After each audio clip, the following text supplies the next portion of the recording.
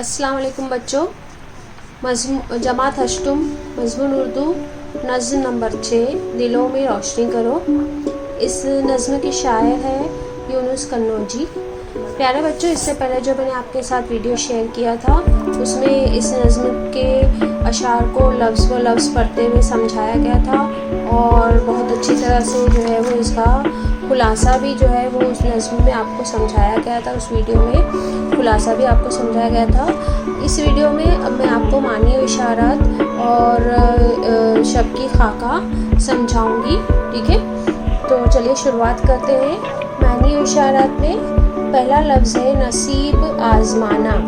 नसीब आज़माना का मतलब होता है कि किसी चीज़ को पाने की कोशिश करना।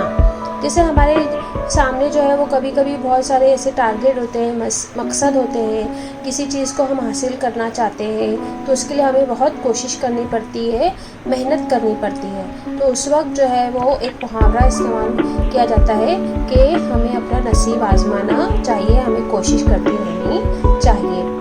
ठीक है, अब उसके बाद दूसरा लफ्ज़ है मता। मता का मतलब होता है पूंजी।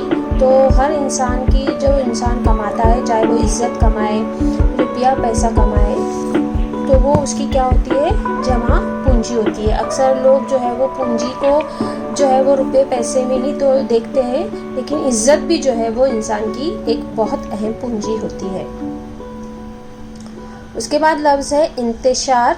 इंतशार का मतलब होता है बिखराव। कोई चीज़ जब बिखर जाती है तो उसको कहते हैं इंतशार। तैरगी यानी अंधेरा, हरास खौफ, बुझे बुझे होना मतलब नाउम्मीद होना। ये भी यहाँ पे एक मुहावरा है कि इंसान जब बहुत ज़्यादा कोशिश कर कर थक जाता है, उम्मीद छोड़ देता है और हार जाता है, तो वो इंसान क्या होता है, वो बुझा बुझा सा रहता है। तो इसका मतलब होता है वो नाउम्मीद हो जाता है। जहाने जिस्त मतलब दुनिया जहाँ आबाद रहा जाता है, यानी दुनिया जहाँ इंसान रहता है, जहाँ ज़िंदा रहा जाता है, उसको कहते हैं। इमाम मतलब कायद, लीडर।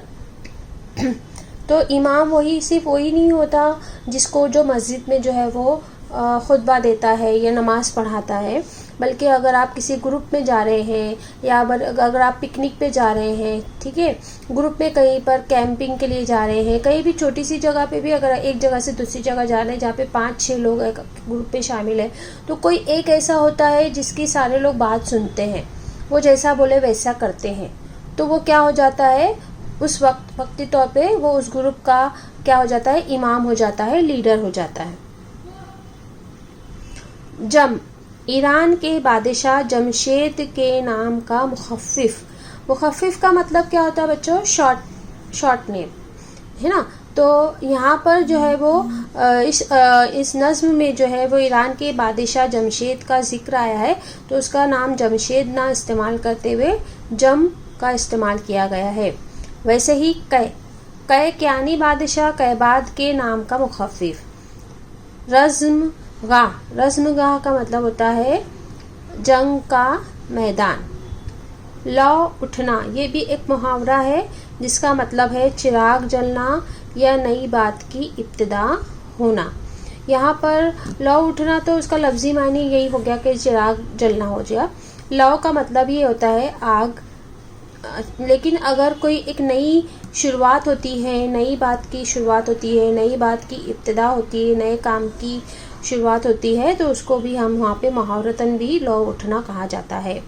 गुल खिलना, ये भी यहाँ पर मुहावरा ही है जिसका मतलब होता है रोशनी होना, चिराग जलना या फूल खिलना। फूल खिलना तो वो यहाँ पर मुहावरतन तो गुल का मतलब ही होता है फूल, और खिलना जो है वो उसका मतलब होता है खिलना। लेकिन यहाँ पर जो रोशनी होना है और चिराग होना, जलना है, ये मुहावरतन भी कहा जाता है।